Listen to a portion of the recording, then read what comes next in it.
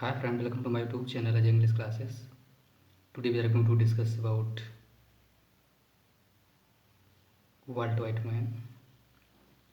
Friends, last video में हमने volt Whiteman की बायोग्राफी डिस्कस किए थे। आज हम वाल्ट वाइटमैन के जो मोस्ट इम्पॉर्टेंट वर्क हैं उनको डिस्कस करने वाले हैं। और now let's start the video. Leaves of grass. Leaves of grass his popular poetic collection. यह बहुत ही पॉपुलर प्रसिद्ध पोएटिक कलेक्शन था इनका, leaves of grass, Walt Whitman का। Considered as the Bible democracy, यह बाइबल डेमोक्रेसी पे डिपेंड था। First poetic collection 4 July 1855, 12 poem. इनका फर्स्ट पोएटिक कलेक्शन 4 जुलाई 1855, ये 12 पोएम में आया था, 12 पोएम में था। He adds the preface which the expound his theory of new poetry, and second edition 1856, 55 में फर्स्ट आया था एंड सेकेंड जो था 1856 में आया था। ये 20 पोएम का कलेक्शन था इनका सेकेंड एडिशन वाल्ट वाइटमैन का। नेक्स्ट थर्ड एडिशन इनका 1860 में आया था, जो 124 पोएम का कलेक्शन था इनका, वाल्ट वाइटमैन का। Song of myself longest poem of the leaves of grass में सबसे लंबी पोएम मानी जाती है सॉन्ग ऑफ माई सेल्फ। इस कलेक्शन की सबसे बड़ी पोएम है song of myself. Last edition 1891 to 92, डेथ वेड एडिशन माना जाता है इनका। थीम इनकी है love, life, sex, science, democracy, death, all are the main themes leaves of grass. ये सभी जो हैं sex, love, life, science, democracy, death, ये इनका मेन थीम है लिप्स ऑफ ग्रास का। Friends, I hope you enjoy this video.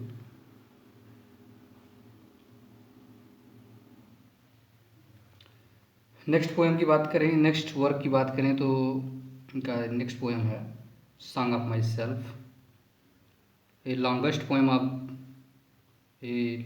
Poem lips of grass.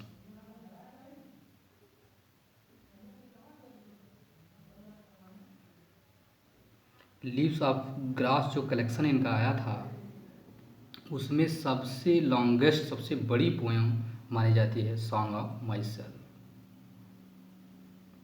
It is song of America. ये जो पोएम है वो अमेरिका की ऊपर बेस्ड है, उन्हीं के ऊपर बेस्ड, अमेरिका के ऊपर। It is not the song of white man but the song of America. It is not song of white man, ये वाइट मैन का सॉन्ग नहीं है, बट लेकिन द सॉन्ग ऑफ अमेरिका, लेकिन अमेरिका का song है। Introductory poem of the leaves of grass. Introductory poem है leaves of grass, Walt Whitman का। इसमें पोएम सिंबल यूज किए हैं, जो टी यूज फॉर द हिमसेल्फ। इसने सिंबल टी यूज किए हैं जिस पोएम में, वो हिमसेल्फ के लिए किए हैं, वाल्ट स्वयं के लिए, हिमसेल्फ के लिए किए हैं। Walt Whitman sings the modern man. वह अपने आप को इसमें मॉडर्न, एक आधुनिक व्यक्ति के रूप में अपने आप को प्रेजेंट किया है। Do I contradict myself very well then the contradict myself. इसमें फेमस कोट है, do I contradict myself very well then contradict myself. Next इनका नेक्स्ट पोएम की बात करें तो एनिमल्स इनका नेक्स्ट है poem. 23 songs of Song of Myself. Song of myself, ये 23 22 32 सॉन्ग है इसमें सॉन्ग ऑफ माई सेल्फ में. He lives animals, he loves animals because they have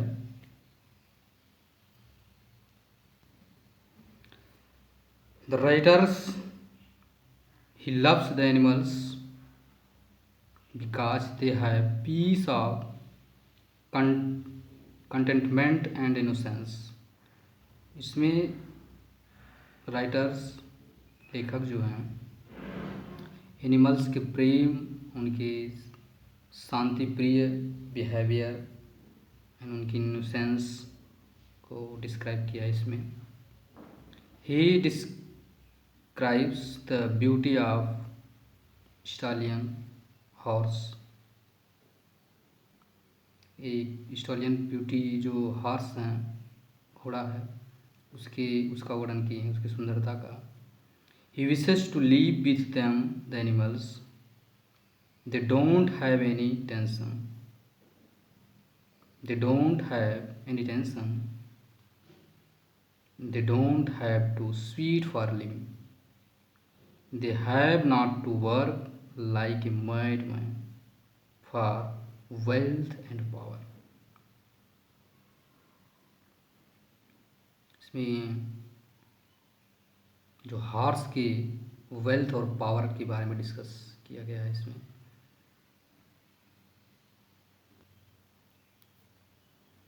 next word की बात करें तो next one crossing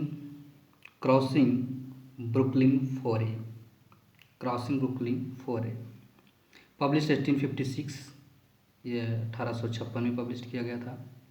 basic themes जो है इसकी, oneness of life, spiritual oneness of life, जीवन में अकेलापन जो होता है उसी, ये उनकी मेन थीम्स है. The East River represents Brooklyn from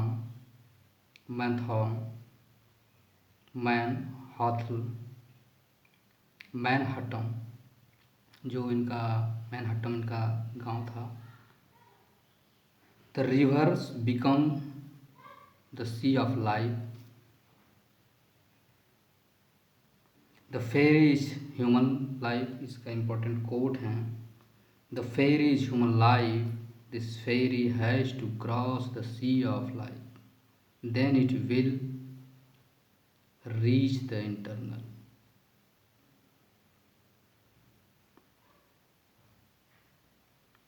next word की बात करें तो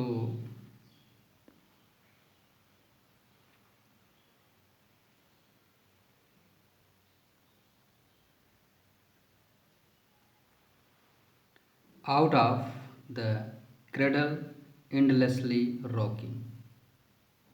Out of the cradle endlessly rocking, the most complex and successful integrated poem.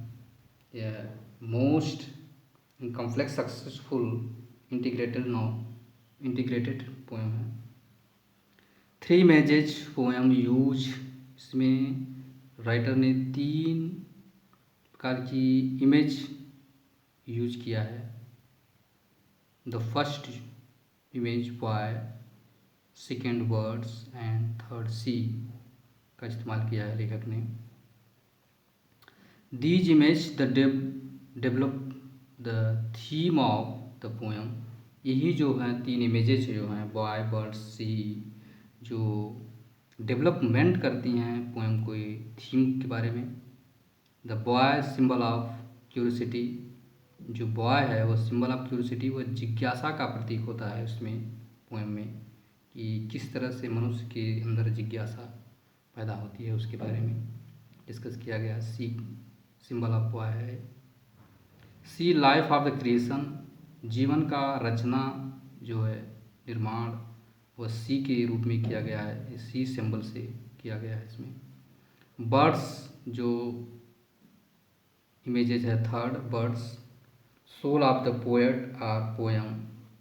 यह जो है राइटर का, लेखक का हृदय और पोयम की हृदय मानी जाती है। इसमें उस पर ये सिंबलाइज किया गया है बर्ड्स। थीम्स जो इनकी है, relationship between the suffering and art, relationship between suffering and art. Poem reveals A not of the hope of faith. Poem reveals a knot of hope and faith. What a quote है।